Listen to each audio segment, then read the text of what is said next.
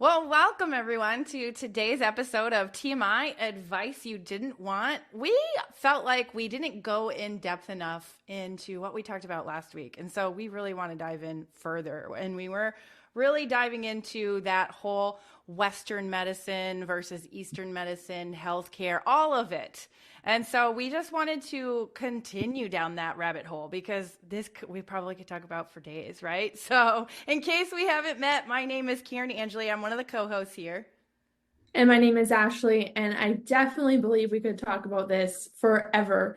There's so many ways that we can go with like systems and how they are from the past and broken and need to be reevaluated, or just like how you were talking about like chronic illnesses and how we're not actually treating root causes, or even just last night I was talking with Derek about different situations where people were turned away by doctors. Yeah. So a lady that I know, she was turned away from her doctor yesterday and then went to a different emergency. And it turned out her son had a brain tumor that was life-threatening and was rushed to emergency surgery.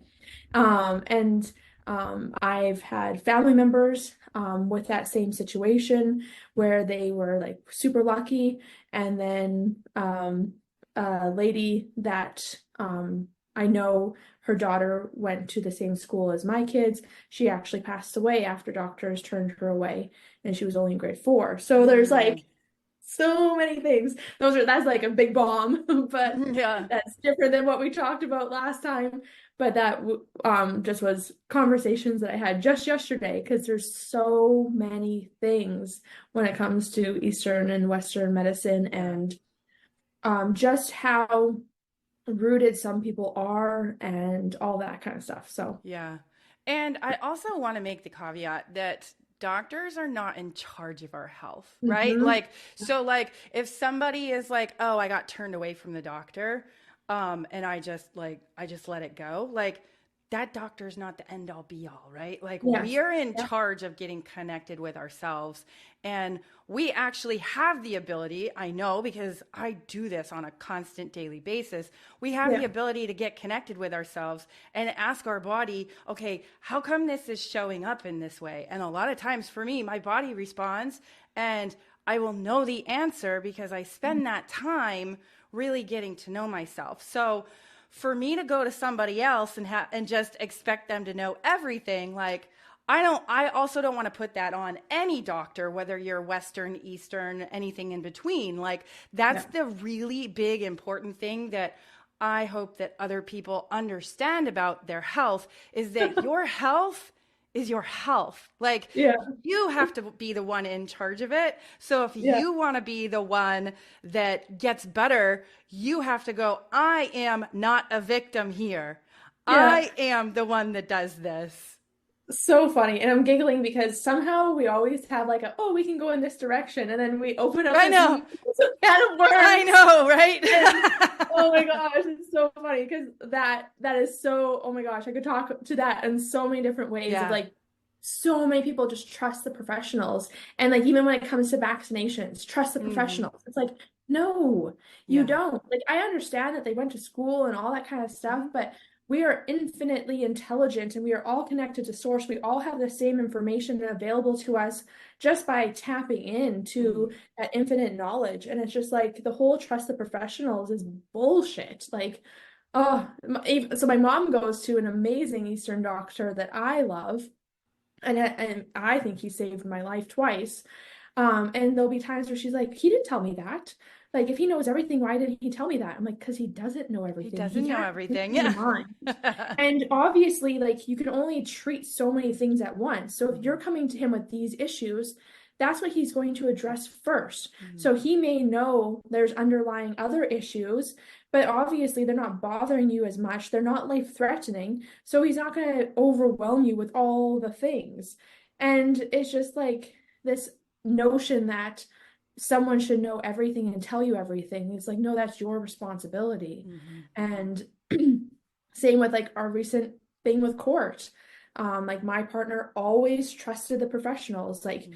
followed the rules, listened to his boss, like all the things.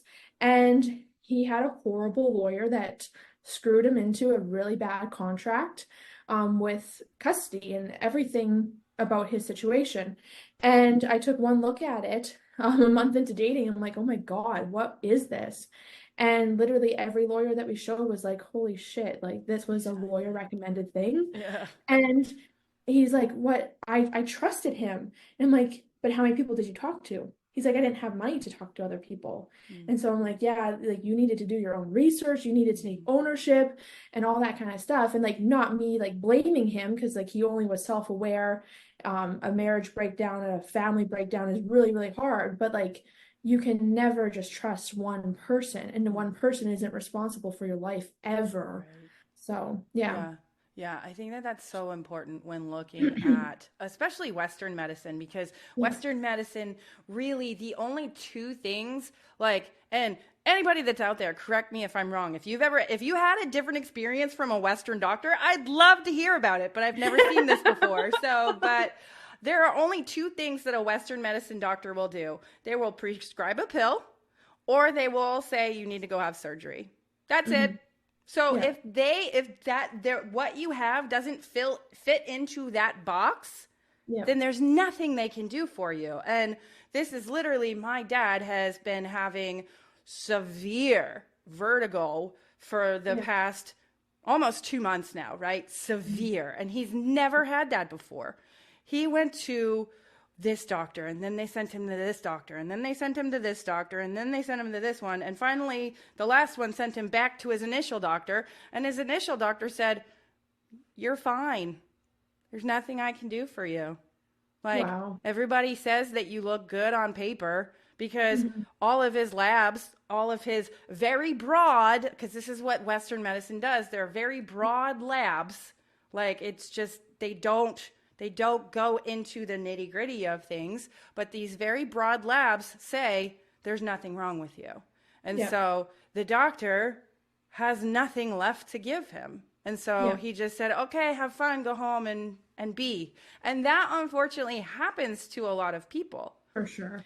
And the thing that's really sad is that it doesn't have to be that way. And I'm trying to, and it's very difficult when you are talking to somebody that's very old school in the way that they deal with their healthcare.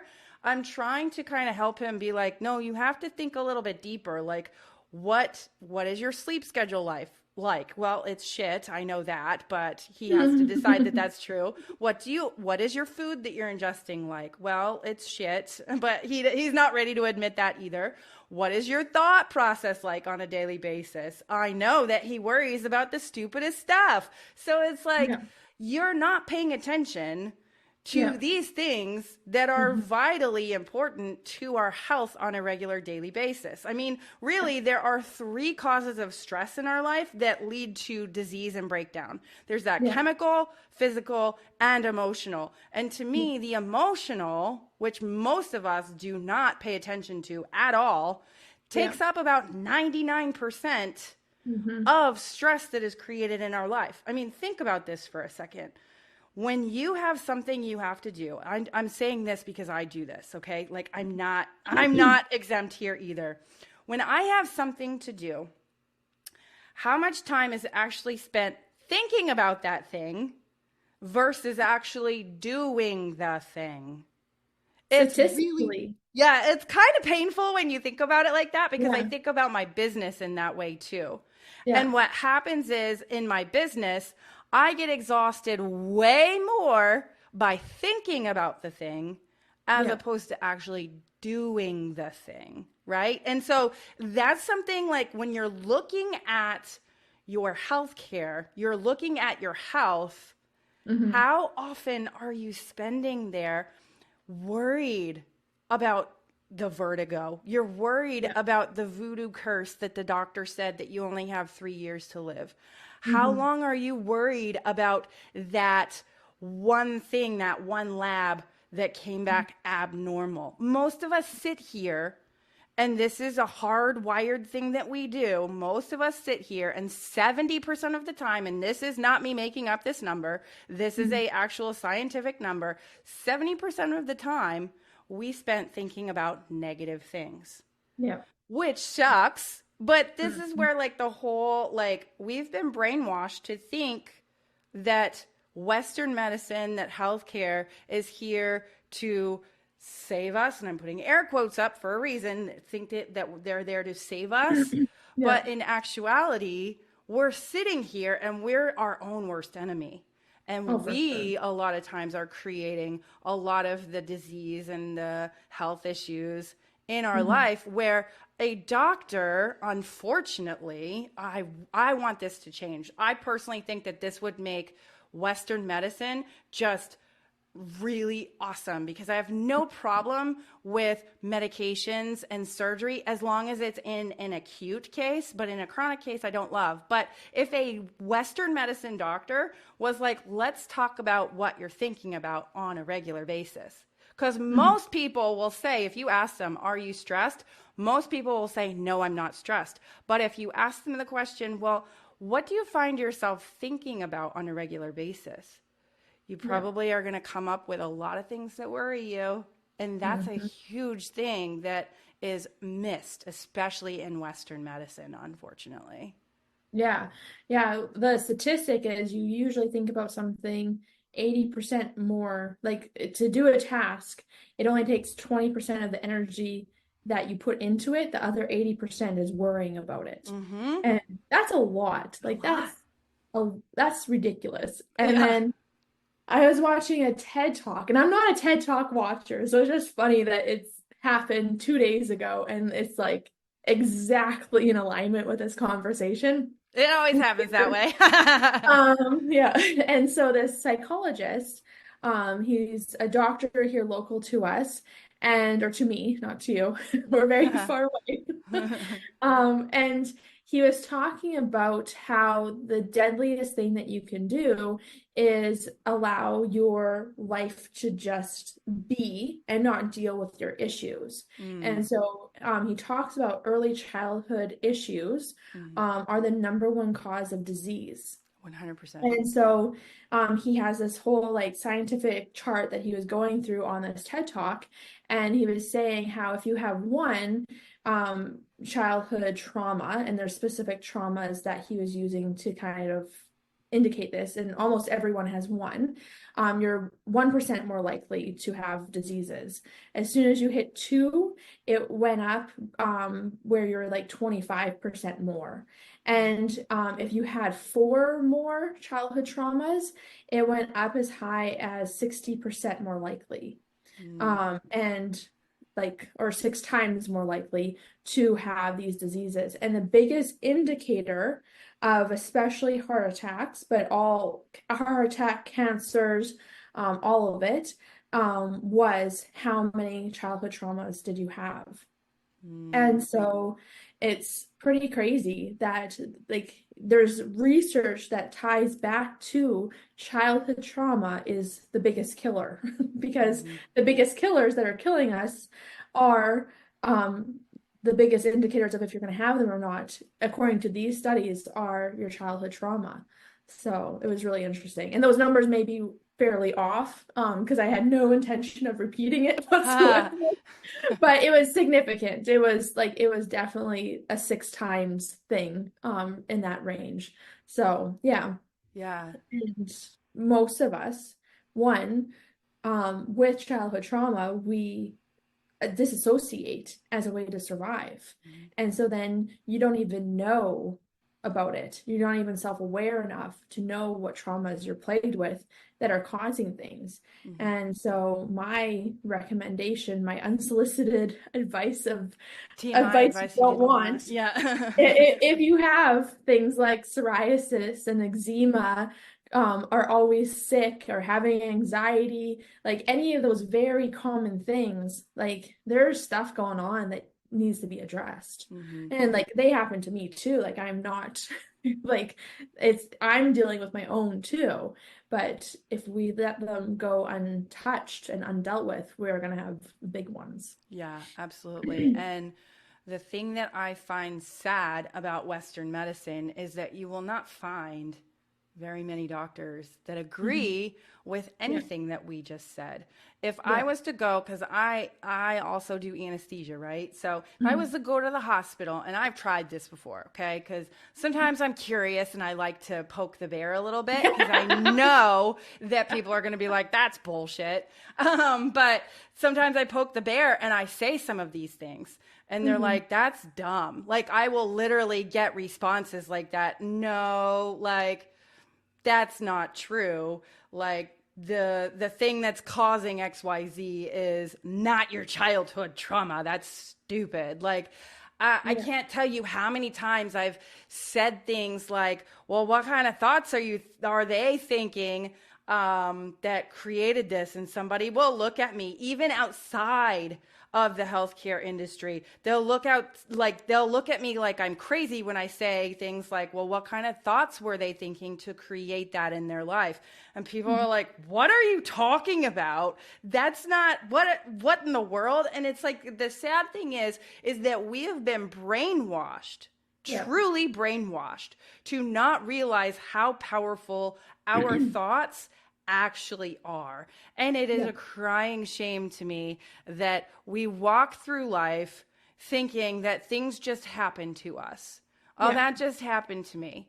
No, it Mhm. didn't. God damn it. Like, if something has happened, there is something that maybe that you want to take a little bit deeper look at. Maybe there's Yeah. something going on that you maybe need to settle into Mhm. a different thought process. There's a reason that this health thing is happening to you, and you might want to dig a little bit deeper and discover what subconscious thoughts are you having that you might not even know are there. And that's Yeah. not an easy process. Like, I'm gonna be the first to No. say it's not easy, but it's worth it.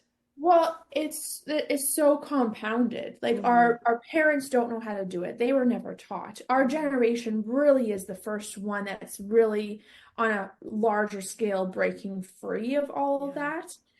Which thank God it's finally happening. Like Finally. there's all Yeah. these weird people that were like that in the 60s or whatever year it was. There's always the few Yeah. that were awake, but most were not. And now we're starting to kind of have that happen. And I think COVID was a big thing for that too, where Yeah, it me woke too. up a lot of people, thankfully. But you have parents that don't know what they're doing, and you have people that are disassociated because of their childhood. Mm. And then you go to a school, and while I love teachers, I love the people that educate my children, it is a system that is broken, that is Mm. teaching people to be the same and to follow this rigid schedule, and that if you can't follow it, you need to be medicated, and basically teaching people to be chronically victims. Yeah. Like everything happens to me. Right. And there's so many things that, especially now, like with the whole equality. I'm all for equality, but like just like human services isn't allowed to be called human services anymore in our college. I don't know if it's elsewhere, just Derek works in the college, but they've changed it to people services because you can't have human in the word. Mm. So it's now human services, um, human relations is now called it was human relations. That's what it was. HR. If you wanted to go to HR, it's not that. It's people services now because you can't call it that. Hmm. And like all of that kind of stuff, when I'm interacting at the school where I work, not as a teacher, but just work there, kind of. Um, it is unbelievable the things that teachers have to bow down to now for equality, for parents that are getting involved in raising their voices and all that kind of stuff. And it's just, I miss the days where teachers were stricter and meaner and all that kind of stuff because we were building at least character, Yeah. Not that that's necessarily a Not good necessary. thing, Yeah. but there's two different sides of it, and that's kind of how our society swings. There was like the extreme of the teachers were too rough to now the teachers are too soft, and neither one is effective. Um, but we're raising this society, and it's a scary one. because our systems are set that way. Our systems are made to be, I am a victim to my circumstances. I am a victim to my health. I am a victim to how smart I am. Like there's so many different things. Like this is who I am. So this is what I'm a victim to. Right. Yeah. Yeah. And when you look at your life like that, you literally just everything is against you. Hmm. And unfortunately what ends up happening is everything does come Yeah. against you because that is your subconscious belief. Hmm. There's something in our brain called the default mode network. Okay. So your default mode network is actually the place where you've created a lot of these default responses, right? So Hmm. the one of the biggest reasons I will never quit meditating in my life is because there's actually been studies that have been done recently where they've discovered that meditation actually helps to expand that default mode network. So you're actually Hmm. laying down new train tracks Yeah. in your default mode network. So instead of defaulting to maybe a negative 70% negative view on life, you start to Hmm. default maybe to a 50% or a Hmm. 30% negative view on life. And so Yeah. things start to change when we are actually doing things to work on our subconscious mind. Yeah. And you can't sit in your subconscious mind and you can't just let your subconscious like mind go free without working on it. If you want your life to change, you have to change.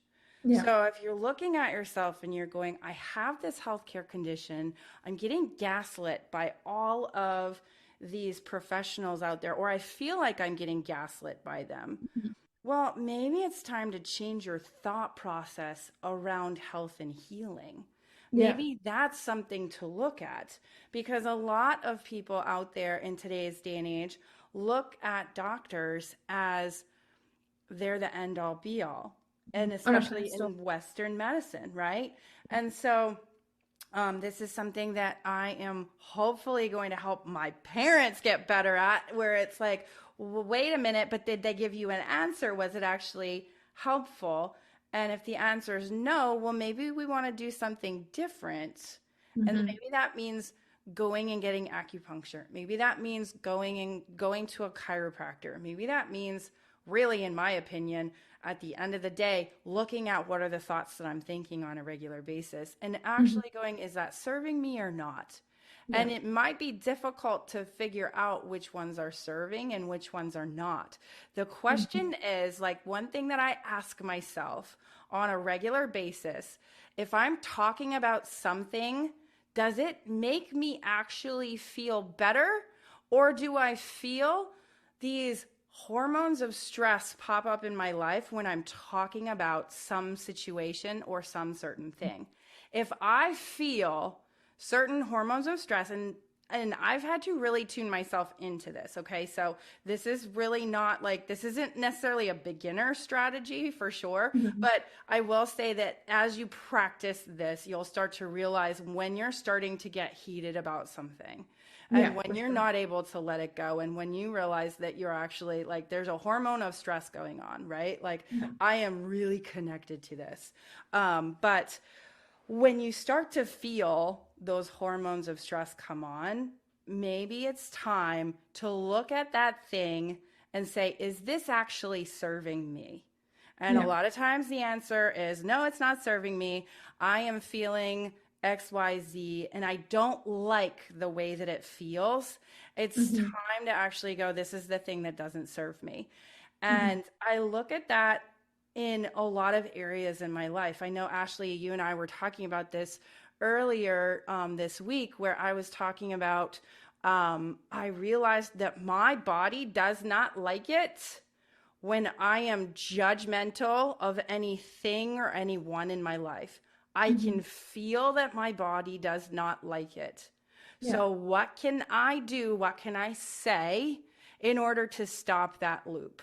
Because Hmm. that loop gets me to an emotionally stressed out state that Yeah. I don't want to feel anymore. So it's just time for me to go, yeah, I don't really want to talk about this anymore. And you've heard me say stuff like that where I'm like, I just don't want to talk about this anymore because I can feel myself Yeah. getting to an emotionally stressed out state. Now, I do believe that there's a way to talk about things where you're Hmm. stating facts, and this is what I really try to get into.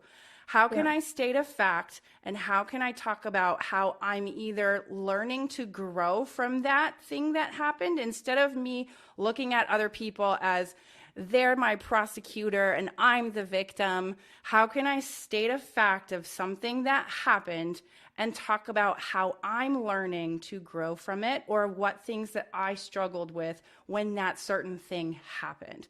That to Yeah. me feels really good. So when you look at your healthcare in that way, the same thing. What feels good when you're talking about your health? It probably doesn't feel good to tell everyone and everyone, I am always sick. This is what all of my ailments are. That Yeah. probably doesn't feel good. And on a logical level, you may, and this is what I find myself in, I get in a cycle of I think it feels good because I'm addicted to that emotion. Hmm. But Yeah. if I'm addicted to it, I probably also want to look at that as well. Am I addicted to the emotion of telling people all my ailments?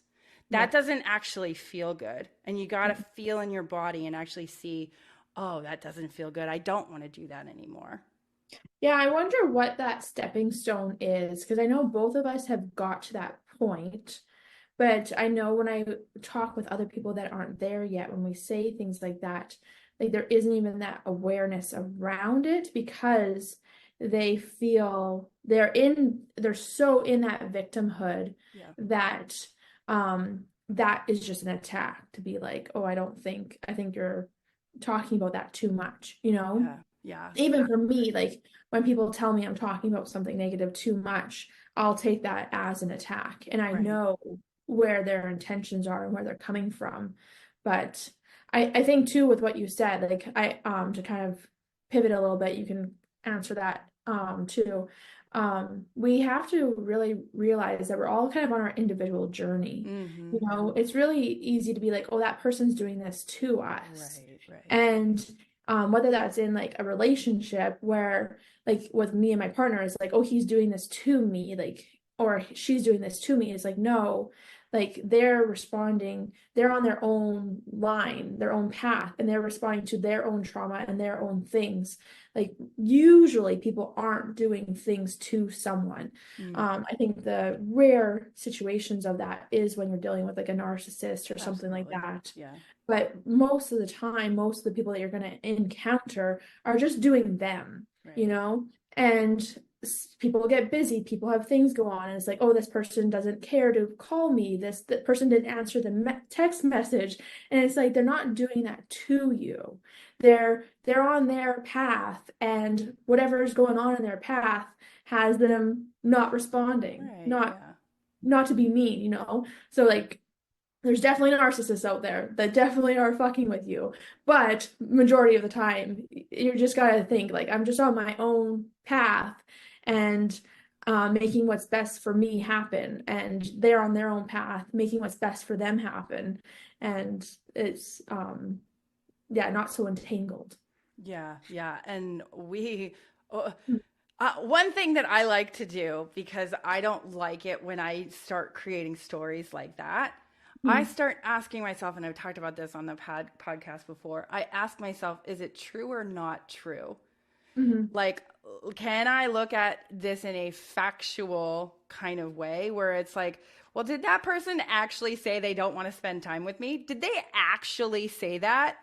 Yeah. No, they didn't say Yeah. that. Well, I think that's where security is like so Mm, wonderful. Like, yeah, one, have security in yourself, like as a person, and then whatever other people are doing just doesn't fucking matter. yeah, But also, when you have security in relationships, like for me and you, I feel like we have security in our relationship. Like, if I message you and you don't look at it for 3 days or vice versa, it's yeah, we like, know. she's Yeah, busy. yeah. Like, It's okay. I'm gonna keep talking to you, and you Exactly. can get back to me. Cool. Sorry if you have an hour of messages. That was Oh your thing. well, You're doing you'll your get thing. to it. So, but yeah, so I think that's like the cool thing when you have that security and that foundation. But you don't have to have that in relationships. You can have that in yourself too, where it's like, oh, this person didn't get back to me. They must be doing something, whatever. Like, it doesn't affect me. Right. Like, they're doing them, I'm doing me. Mhm. That secure place, that grounded place, that present place. So, Right.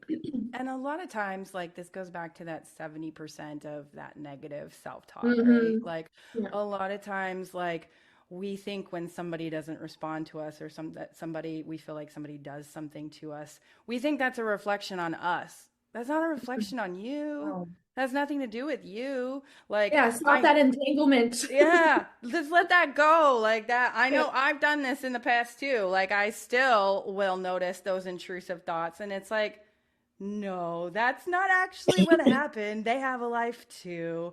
I don't have hmm to sit here and think that there's something wrong with me hmm because, okay, so here's a really great example of this. And this is totally off topic, but it's a good example. Um, I was never invited. So I was in a business partnership last year, right? And I was never invited to be a part of a mastermind that my two other business partners were invited into. And at first I was like, well, that's kind of bullshit because I knew all of the people that were in that mastermind. And I was like, that's hmm kind of bullshit. And then I thought about it and I was like, that doesn't reflect on me. That hmm reflects on them.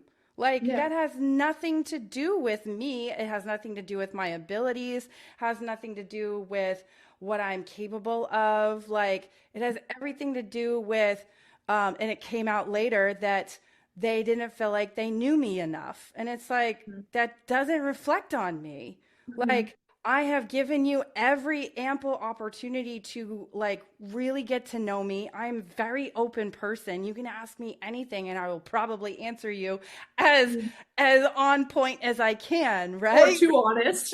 Sorry about that. But I mean, that's the thing. Like, that's not on me. And I can't sit here and be like, oh my God, this didn't happen because I'm an awful person. And I Yeah. let it go almost immediately because I was like, that has nothing to do with me. Yeah, Literally nothing to do with me. So I can let that go. So. for sure. But Yeah. when we look at our health in that way too, we can free ourselves of so many ailments. I'm hmm telling you from experience, I have struggled with, I had a allergy test done for myself a couple years ago. hmm And one of the big things that I cut out of my life was gluten. hmm And I actually had a really big flare up last September with gluten, right? hmm Because I had started eating it a little bit because I wasn't having the results. So, but I had a really big flare up because I was having a lot of emotional stuff that I was holding on to, right? Yeah. And so I stopped eating gluten for about 6 months. Well, this week I went, I wonder what would happen if I ate gluten. I've hmm eaten gluten for the past 3 days and haven't had any physical response Yeah. because I've been so focused on what are the thoughts that I'm thinking and how am I feeling on a day to day basis. Yeah. That is so huge. And hmm no doctor can give that to you. Only you can give that to you. Yeah. So like kind of in on par with that. So Aubrey, my daughter, she's starting to get like pimples like around here. Mm. And then like little dots, but they're not like really pimples. Mm. And she's starting to get them and she's like, hey, how do I get rid of these? So we've had cleansers and all that kind of stuff. I'm like, okay, now start washing your face every morning and every night instead of just whenever you shower kind of thing. Yeah. And so we've started to do like that facial routine. It's not helping very much. And I don't know if she's doing it because she's with me 1 week and then at another home 1 week. I don't know if she's doing anything over there or not. So that could be a part of it. But I was saying to her just a couple days ago, I'm like, there's other components. Like, even though you're washing your face, that might not be what's causing it. Some people have to cut out wheat products because she won't know what gluten is. Yeah. And dairy products to get rid of pimples on their skin. And so sometimes that's a cause of it. And other times it's how you're talking and how you're thinking about yourself. So looking in the mirror and saying, I am so beautiful and I love myself so much might get rid of your pimples. And you, because she knows, like we've brought up to her that like she's very amazing at art and creativity and all that, but she'll be like, oh, I don't like that or whatever. She'll put herself down. She won't have pride in what she does, or gratitude or appreciation, like where she likes what she created. And I'm like, or when you are doing your art, find more things that you love about your art, and that might get rid of your pimples. And so she's like 9 years old, being like, if I like my artwork, I'm gonna have less pimples. Yeah, it can feel like a big stretch, but when you really spend time actually loving yourself, like Yeah. that's true. And I think like I think there's a reason that a lot of teenagers suffer Hmm. from pimples on their face Yeah. because in that time of life, a lot of us are so insecure with who we are. We Yeah. haven't figured out who we are yet. I know I struggled with Hmm. zits and all of that. And when I look back at what my thoughts were about myself, I'm like, yeah, that's exactly what was happening. I didn't love Hmm. myself the way that I Yeah. needed to love myself, and my body was responding. I know, like, my gut intolerances are a result of me forcing, pushing. Yeah. When I force and push, I'm forcing and pushing, especially on my abdomen. So there's a lot of Mhm. contraction going on in my abdomen. And when I allow myself to release it, I don't have the same problems with eating food. Like Yeah. this is Well, this is yeah. huge. Louise Hay like literally lists like pimples or acne Yeah. as hating yourself Yeah. and like picking away at yourself. Same with like picking your nails kind of thing, but they're slightly different. Pimples are more around hatred, and nail picking is more around criticalness. And it's interesting because I have never hated myself or anything about myself, and I've never struggled with acne of any kind. I do pick my nails, and I am highly critical of being an overachiever. And so it makes sense. But yeah, I've never had any issues with acne at all. And I've always liked the way I look. I've always liked who I am. Like I've never had like those self-esteem issues. And I know that Aubrey does have Does. some of them. Mm-hmm. And I look at other people, and it's kind of like a weird thing when I'm like, oh yeah, that person has a lot of acne, and I can be like, I can see like with their actions and the way that they talk about themselves, that they probably don't love themselves. Mm-hmm. And it's really interesting because those kind of things, like even when I see someone with like psoriasis, or I had a psoriasis random flare up that then has been completely gone. And I look at Louise Hay's book and I'm like, yep, it's completely on point and it fits. Like, so when you can evaluate that way, like our thoughts are dictating everything. 100%. And you can see it if you actually spend the time to look at it. So, Yeah. but with that, I don't think we talked about exactly what we thought we would, but that's okay because it always works out the way that it's Yeah. supposed to. But with that, we would love to have you, if you're listening on your favorite podcast host, give us a 5-star. We'd love to hear from you as well. So leave us a comment. And if you're watching us on Facebook, go ahead and give us a like and subscribe. And once again, leave us a comment because we'd love to hear your thoughts. But with that, I think we're going to call TMI Advice You Didn't Want a wrap for today. So we'll see everyone next time. Have a good day.